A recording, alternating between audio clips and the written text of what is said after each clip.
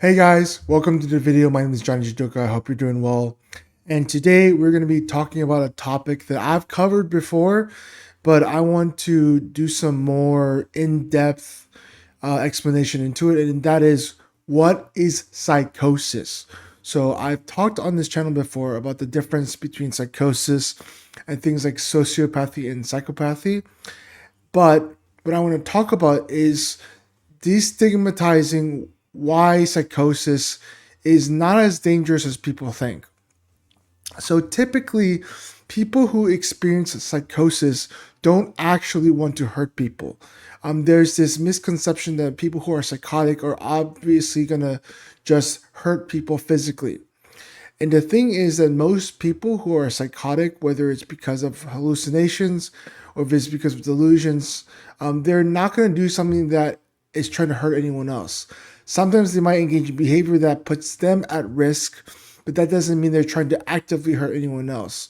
If someone who is psychotic is in a position where they're going to hurt someone, it's usually in a very extreme case whenever there hasn't been a lot of sleep, like insomnia for several days at a time, something that's triggered by illicit drugs, or some trauma that is connected to their psychosis. People who commit crimes in psychosis, it's because of their psychosis. There are people who are in state hospitals and jails and prisons because they are too dangerous to with their mental illness to be in the community. But part of that comes from the behavioral aspect of it, which is people have a choice. Some people, they do things they don't mean to do, but they have to be kept in jail or a state hospital or a hospital in general because they're at risk of hurting anyone else. However, it's important to recognize that there are people who are psychotic who just don't care, but that is a choice that they make. So when you're in psychosis, that doesn't necessarily mean that you like lose all sense of memory. You don't develop amnesia from psychosis. You're still aware of your actions and you choose to do the action. People have to be held accountable for their actions, no matter how accidental it is, because that's just how things are kept in order. But in psychosis, there's different aspects to it. So I'll talk about the schizoaffective and bipolar aspect and some parts of the schizophrenic. So the difference between schizoaffective bipolar or schizoaffective depression and schizophrenia is schizoaffective disorder is a combination of a psychosis disorder and a mood disorder of bipolar and or depression. So when people who are schizoaffective, they have both aspects to the psychosis and the mood disorder. So there's different kinds of psychosis. The main one that I've experienced in the past is called delusions.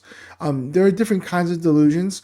Delusions are simply believing in something that's not real or not true, but you have this convinced mentality that it is true. So there's different kinds of delusions. There are love delusions, which is like you think someone is going to marry you or love you, even though that's not going to be happening. And I'm not talking about like love sickness or infatuation. This is a specific type of thought process where you're like, I met this person, they're going to love me, they're going to marry me, and I just have to wait until they come back. It's a pretty insidious one. There are paranoid delusions, thinking that the government's out to get you. They have things in your phone. They're bugging everything. That the government is trying to get you to do something. There are grandiose delusions, thinking that you're a higher level than yourself, thinking that you are a god or you are some kind of religious deity or you have some kind of religious connection that no one can explain.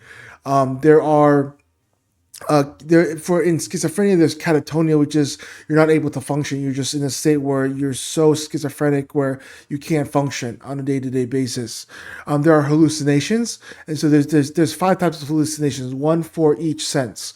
So there are visual and auditory hallucinations, which is pretty standard. There are gustatory hallucinations, which is with like taste. You taste like a metallic bloody taste in your mouth, even though you're just drinking water. There's olfactory hallucinations when you can smell like smoke or a burning sensation. Or for me, I smelled poison. That's what I thought I smelled. And And the thing is that people who have these sensations or hallucinations, they can end up being acting abnormally. And so that's why it is important to be on medication, to take your medication every single day as prescribed. And so one of the reasons why I was struggling because I was not doing what I was supposed to be doing. And so whenever you're dealing with schizophrenia and schizoaffective disorder, obviously you don't mean to be in those states, but that's why it's so important to take care of yourself. The thing is, some people like being in those psychotic states, especially when it's triggered by illicit drugs. So it's very, very important that you take your medications as prescribed every day. Let your doctor know what medications are working or not working and be consistent with them. I think for me, in my experience with psychosis, I realized that being here and being in the now and being sane is more rewarding in the long run than having some kind of fleeting high from delusions and this guy's psychosis. The thing about psychosis is that not all of it is perceived as bad. You can see visions, you can see hallucinations are pretty interesting and almost pretty cool, but that doesn't mean you should stay there. We are supposed to be here, present in grounded reality. That's where we want to be. And no matter what you've been through or what experiences you've had, it's important to be here. There are people who have attributed hallucinations and psychosis as a connection to the spirit realm or religious phenomenology. But at the same time, we have to be here. We have to be here on Earth in 2026 where we have to take our medications because I've had some pretty cool experiences on it, but that's not where I want to be.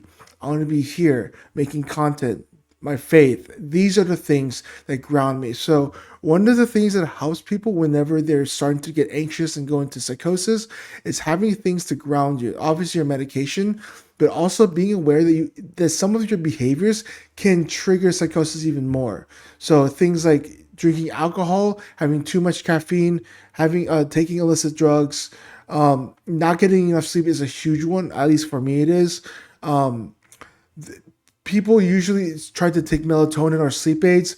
If it's possible, try to develop a good sleep routine that allows you to sleep on time every single night so that if you have schizophrenia or schizoaffective, you can wake up every day grounded. So I hope this video helped. I'm so grateful to be able to share content with you guys and be in a position where I can make content as much as I can. Thank you so much for watching, and I'll see you in the next video.